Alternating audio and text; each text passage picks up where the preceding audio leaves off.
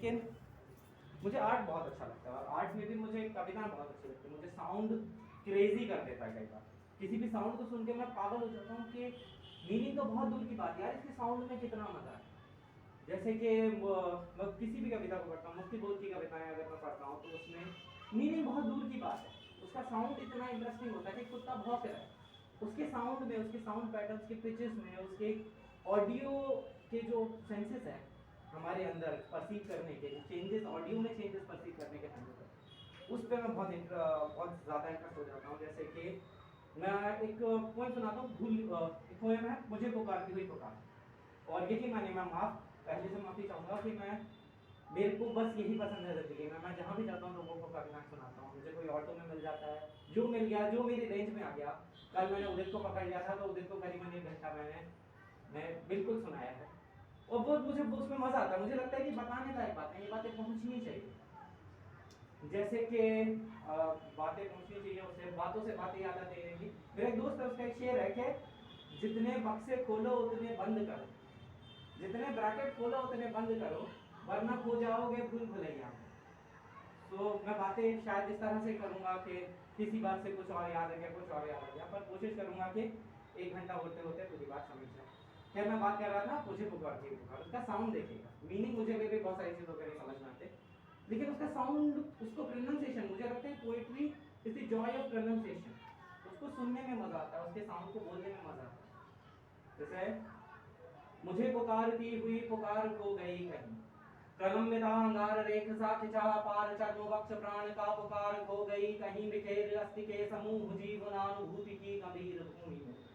अपुष्प पत्र वक्र श्याम झाड़ झंखड़ो गिरे, असंग धूप भग्न निश्चयो रुंधे विचार स्वप्न भाव के मुझे देखे। अपूर्ण सत्य की शुद्ध, अपूर्ण यत्न की तुषित, अपूर्ण जीवनानुभूति प्राण मूर्ति की समस्त भग्नता दिखी। कराह भर उठा प्रसार प्राण का जब समस्त भग्नता दिखी। जो विरक्त प्रांत में उदास से इसी नगर सकल पटर मलिन तख्त जंग लगे कठोर ढेर भग्न वस्तु के समूह चिलचिला रहे प्रचंड धूप में उजाड़ दिख गए कठोर स्याह घोर धूप में पहाड़। कठिन सत्व भावना नपुंसका संग की मुझे दिखी विराट शून्यता अशांत का प्रतीक, जो विरक्त प्रांत के प्रसार में रही चमक रहा चमक प्रसार। तो ये जब इस साउंड से मैं खेलता हूँ तो मुझे बहुत मजा आता है और मुझे लगता है कि एक ऐसी ट्रांसेंडिंग चीज है जो किसी के भी कान में पड़ती है या कोई भी इसको प्रोनाउंस करेगा, इट्स नॉट अबाउट मी। अपुष्प पत्र वक्र श्याम झाड़ झंखड़ो घेरे, ये बोलने का एक अलग मजा है, इसका जॉय है। तो मैं बस इस तरह से जहाँ पे भी जाता हूँ, जिसको भी मिलता हूँ, मैं कविताएं सुनाते रहता हूँ और कविताओं में बात करता हूँ। मुझे लगता है कि बहुत आसानी से बात हो सकती है। इतना सारा language, cognitive revolution, human civilisation का पहला रिवोल्यूशन, उसके बाद एग्रीकल्चर, इंडस्ट्रियल, ये सब उसके रिजल्ट। लेकिन अल्टीमेटली जब हम लोगों ने बात करना सीखा, जब हमने मतलब बनाना सीखा, हम लोगों ने अपने लैंग्वेज से हुआ क्या कि जो बात सिर्फ डीएनए से ट्रांसफर हो रही थी वो हमने अपने ऑफस्प्रिंग्स को डायरेक्टली ट्रांसफर करना शुरू कर दिया, जो कि उनके लाइफ टाइम के लिए काम की थी। तो लैंग्वेज ने एक अपने आप में एक ब्यूटिफिकेशन बनाया। जहाँ पे भी लैंग्वेज बनी, स्क्रिप्ट बहुत बाद में बनती है, पोएट्री एथनिक फॉर्म, जहाँ पे भी लैंग्वेज बनी, जहाँ पे भी लोगों ने बोलना शुरू किया, वो बात पोएट्री में करने लगा और पोएट्री इस तरह से ओरल ट्रेडिशन में ट्रांसफर होती रहती है। फिर उसके बाद जब लैंग्वेज, पोएट्री लैंग्वेज से बनती है, फिर लैंग्वेज को बनाती है, फिर जब वो दोनों एक पॉइंट पे आके कंसोलिडेट हो जाते हैं तो फिर उसके बाद स्क्रिप्ट बनने की प्रोसेस शुरू होती है। खैर ये सारी बातें बहुत सारी, इनका कोई मतलब नहीं, बहुत सारी बातें मैं सिखाऊंगा जिनका कोई मतलब होता नहीं, पर बोलना मुझे अच्छा लगता है। तो और आप लोग बैठे और मैं हूँ तो मैं इस पावर ऑफ प्रिविलेज का यूज़ कर रहा हूँ। खैर एक बहुत अच्छी कविता है अशोक चक्रधर साहब की, बहुत सारे छोटे छोटे हिस्से, एक हिस्सा मैं सुनाता हूँ। कल मैंने उदित को तो पकड़ के सुना दिया कि एक नन्हा मेमना और उसकी माँ बकरी, एक नन्हा मेमना और उसकी माँ बकरी जा रहे थे जंगल से राह की सकरी। इतने में सामने से आ गया शेर, पर अब तो हो चुकी थी बहुत देर, भागने का नहीं था कोई भी रास्ता, बकरी और मेमने की हालत खस्ता। इधर शेर के कदम धरती ना पे, उधर ये दोनों थर थर थर थर थर थर थर। पर अब तो शेर आ गया एकदम सामने, बकरी लगी जैसे तैसे मेमने को थामने, तो छिटक कर बोला बकरी का बच्चा, शेर अंकल क्या तुम हमको खा जाओगे एकदम कच्चा? शेर मुस्कुराया, उसने अपना भारी पंजा मेमने के सिर पर चढ़ाया और बोला, हे बकरी कुल गौरव, आयुष्मान भव, चिरायु भव, दीर्घायु भव, कर कलरव हो उत्सव, साबुत रहे तेरे सब अवयव, आशीष देता ये पशुपंगव शेर कि अब नहीं होगी कोई अंधेर, उछलो कूदो नाचो अच्छा बकरी भैया नमस्ते, इतना क्या क्या शेयर कर गया प्रस्थान, इतना क्या क्या शेयर कर गया प्रस्थान। बकरी हैरान बोली बेटा ताज्जुब है, भला ये शेर किसी पे रहम खाने वाला है, लगता है जंगल में चुनाव आने वाला है। That's how we talk, that's how poetry works, contextual inference। उससे वो लगता है जंगल में चुनाव आने वाला है, उससे पहले तक जो भी है वो एक कॉन्टेक्स्ट बनाया गया और उसमें एक लाइन नीचे इंफरेंस की लगाई गई है, तो suddenly meaning appears and we feel it कि अरे हाँ अभी तक नाउ इट मेक्स सेंस। एक इनेट सेंस है ह्यूमन अंडरस्टैंडिंग में, जैसे कोई बात कंप्लीट होती है ना तो हमको पता चल जाता है अच्छा बात कंप्लीट, सारे ब्रैकेट्स बंद हो, जितने खुले थे उतने, हर चीज का रीजन पता है मुझे, जो कि मुझे बीच में ऐसा लग रहा था कि हाँ इसका क्या सेंस बनेगा, इसका क्या सेंस बनेगा, जैसे कि पानी से निकलकर मगरमच्छ किनारे पे आए, पानी से, अब इसका साउंड भी देखिएगा कितना मजेदार है, पानी से निकलकर इसमें मगरमच्छ पानी में कैसे तैरता है, इसके साउंड में इनकलकेट किया है उस पोएट। सो जितना भी मैं पोएट्री के अंदर जाता हूँ मुझे एक नई ब्यूटी दिखती है। पानी से निकलकर मगरमच्छ किनारे पे आया, इशारे से उसने बंदर को बुलाया, बंदर बोला खाओ खाओ क्यों, तुम्हारी नजर में तो मेरा कलेजा है।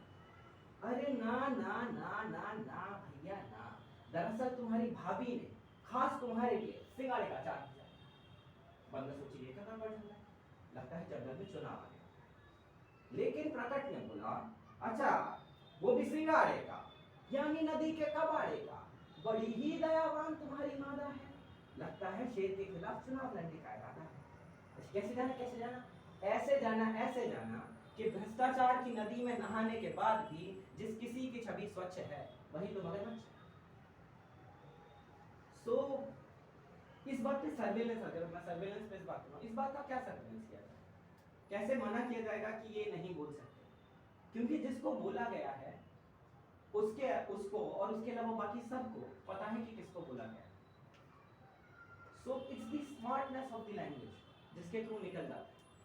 जैसे इसी के और भी बहुत सारे अगर एग्जांपल दूं, जैसे अगर मैं आपको बोलूं बरी है जो सबूतों की कमी के चलते, बरी है जो कॉन्टेक्स्ट है, बरी है जो सबूतों की कमी के चलते किसी फुटपाथ का कातिल तो रहा हो। सो ये जो फुटपाथ का कातिल है उसको पता होगा कि बात उसको, और अगर वो सुनेगा तो भी उसको एग्री करना पड़ेगा, इसका डिनाई नहीं कर सकता, क्योंकि जैसे ही इसके अगेंस्ट बोलेगा वो खुद को कल्प्रिट डिक्लेयर कर। जैसे मैं यहाँ अगर देखा जाए तो मैं क्यों हूँ यहाँ पे, और एक कविता की वास्तविक कहानी जो मैंने कभी रिकॉर्ड की थी, किसी दिन उसका रेलेवेंस बना तो कुछ चीज़ें होने से। उसके बाद जब वो इंटरनेट पे चल रही थी, उसके कमेंट सेक्शन में अगर मैं देखूँ सारे अक्रॉस दी प्लेटफॉर्म, तो कमेंट सेक्शन में किसी ने मुझे बार बार बताया कि तुमको डर नहीं लग रहा। अगर मैं उसकी टेक्निकलिटी की बात करूँ वो भयानक रस की बात है, उसका एसेंस ये है कि वो पोएट्री सुन के डर लगेगा, उसको बोलते हुए डर लगेगा, वो डर को ही एक्सप्लोर करने या फिर उससे जॉय क्रिएट करने की कोशिश करेगा। तो बहुत सारे लोगों ने मुझे बोला कि तुमको डर नहीं लगता। मुझे जब मैं कुछ न्यूज़ चैनल वालों से बात की, उन्होंने भी पूछा, मैंने उनको कहा कि मुझे आप ये कहने के बाद लग रहा है कि मुझे डरना चाहिए, क्योंकि डर का एटमॉस्फेयर बना दिया है, जैसे एटमॉस्फेयर में आप जीते हो, मेरे लिए वो एग्जिस्ट नहीं करता। The fool didn't know it was impossible, so he did it anyway. So it's about being that fool and being that smart के किसी मतलब मुझे ऐसा लगा कि बहुत सारे, जैसे बाकी सब लोग कहते हैं, बहुत सारे हेट और ये क्या कहते हैं लोगों को आजकल जो इंटरनेट पे परेशान है, ट्रोल्स, तो मुझे लगा था बहुत सारे लोग आएंगे, कोई नहीं आया। एक बंदे ने एक हेट मैसेज मुझे बस पूरे, और इसमें करीबन मैं इस डेटा सेट को अगर देखूँ तो कम से कम 2000 लोगों का डेटा सेट, उसमें से जितने भी मैसेज है उसमें सिर्फ एक ऐसा फेसबुक पे मैसेज था जिसमें प्रॉब्लम थी। वो उसने शुरू किया कि और समथिंग और कैसा है, और गाली देके शुरू किया और कैसा है, और करीबन 1.5 पेज का मैसेज लिखा था। मैंने सिर्फ उसका कैसा है पकड़ा, मैंने रिप्लाई किया मैं ठीक हूँ भाई आप कैसे, उसका पूरा टोन चेंज। उसके बाद we had a good discussion about what he thinks and what I think and how we disagree, but there was no conflict, there was contradiction, there was perceptual differences, there were differences not conflict. So वो poem मैं आपको just एक बार सुना देता हूँ ताकि, एक सड़क पर खून है, तारीख तपता जून है, एक उंगली है बड़ी और उस पे जो नाखून है, नाखून पे है एक निशान, अब कौन होगा हुक्मरान? जब चुन रही थी उंगलियां, ये उंगली भी तब थी। फिर क्यों पड़ी है खून? फिर क्यों पड़ी है खून में? जिसम इसका है कहां? मर गया कि था ही ना? कौन थे वो लोग जिनके हाथ में थी लाठी? कौन थे वो लोग जिनके हाथ में थी लाठियां? कोई अफसर था पुलिस का? न्यायाधीश आए थे क्या? कौन करता था वकालत? फैसला किसने दिया? या कोई धर्मात्मा था? धर्म के रक्षक थे क्या? धर्म का उपदेश क्या था? कौन थे वो देवता? ना पुलिस, ना पत्रकार, नागरिक, खुद जिम्मेदार। मेरे सीधे प्रश्न है, सीधा उत्तर दो मुझे। है सड़क पर खून क्यों? वो लोग आखिर कौन थे? आदमी छोटे हैं साहब, आदमी छोटा है साहब। हम तो पढ़ते बीच में, हम बचाने भी गए थे, 3 पड़ गए खींच के। मोटरसाइकिल लाए थे, रोड पे कर दी खड़ी, 8-10 लौंडे लपाड़े, लाठियां इतनी बड़ी। गाली दे के नाम पूछा, पेट में घुसा दिया, अधमरा वो गिर पड़ा, फिर दे दनादन लाठियां। सब पाँव की हड्डी मिटा दी, मांस की लुगदी बना दी। खून तो इतना बहा के हम आराम से देख रहे हैं। सब सब एक उनमें होश में, एक उनमें होश में था। जाने उसको क्या पड़ी? जेब से चाकू निकाला, उंगली उसकी काट ली। आखिरी था बार जिसका उनका वो सरदार था साहब, आखिरी था बार जिसका उनका वो सरदार था। उसने ही सबको बताया जो मरा गद्दार था। हक नहीं इनको हमारे देश के एक वोट पर। दीमकों को ना रखो कर जूतियों की नोक पर। सर पे ये चढ़ जाएंगे, ये कई गुना बढ़ जाएंगे। हुक्मरान होगा इन्हीं का, आग लूटेंगे सभी। पैर के नीचे कुचल दो, जीत होगी धर्म की। हम तो खुद डर गए थे, हम तो खुद डर गए थे साहेब। खौफ उनको था नहीं, किस नस्ल के लोग थे वो कुछ समझ आया नहीं। ना कोई इंसान उनमें, ना कोई था आदमी। साथ मिलकर शेर बन गए, गीदड़ों की भीड़ थी। सब नोच खाने की तलब थी, जानवर तासीर थी। हाथ में थी लाठियां, तो भैंस भी उनकी ही थी। और ये कोई जुमला नहीं साहब, ये कोई जुमला नहीं है, वास्तविक कानून है। अरे हमसे काहे पूछते हो क्यों सड़क पर खून है? पूछो इस उंगली से तुम, क्या यहाँ घटना घटी? जुर्म इसने क्या किया था जिससे ये क्यों कटी? मैं तो समझा मर चुकी है, उंगली में पर जान थी। स्याही उस नाखून पे जो देश का सम्मान थी। बोली अब क्या चाहिए? वोट था दे तो दिया। बोली अब क्या चाहिए? वोट था दे तो दिया। जी रहे थे कैद में, मौत देती शुक्रिया। नाखून पे जमहूरियत है, जम गया है खून भी। अरे आप ही तो हो अदालत, आप हो कानून भी। आपसे कैसी शिकायत, आप तो हैं नींद में। आप जैसे 100 खड़े थे जाहिलों की भीड़ में। 100 में से अगर एक भी, 100 में से अगर एक भी दे दे गवाही आपको, मैं खुशी से मान लूंगा भीड़ के इंसाफ। 100 में से अगर एक भी दे दे गवाही आपको, मैं खुशी से मान लूंगा भीड़ के इंसाफ को। कीजिए इस पर बहस अब पैनलों में बैठकर। क्या हुआ मोहन का वादा, है कहां अम्बेडकर? सब बराबर हैं अगर तो बस मुझे ही क्यों चुना? तुम बताओ कौन देगा घर को मेरे रोटियां? असलियत से बेखबर शहरी हो, दिल्ली से। तुम असलियत से बेखबर हो, शहरी हो, दिल्ली से हो। एक हिदायत दे रहा हूँ सोच कर बोला करो। तुम सवालों से भरे हो, क्या तुम्हें मालूम है? भीड़ से कुछ पूछना भी जानलेवा जुर्म है। तफ्तीश करने आए हो, खुल के कर लो शौक से। फर्क पड़ता ही कहाँ है 1-2 की मौत से। 4 दिन चर्चा उठेगी, डेमोक्रेसी लाएंगे। 5वें दिन भूल कर सब काम पर लग जाएंगे। तुम काम से ही काम रखो, तुम काम से ही काम रखना। हाँ मगर ये याद रखना, कोई पूछे कौन थे, बस तुम्हें इतना है कहना। भीड़ थी, कुछ लोग थे।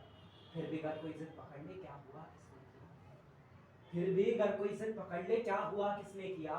सोच के उंगली उठाना, कट रही है बात को कुछ यूं घुमाना। नफरतों का रुख थे, धर्म ना कोई जात नहीं। भीड़ थी, कुछ लोग थे। भीड़ थी, कुछ लोग थे। भीड़ थी, कुछ लोग थे।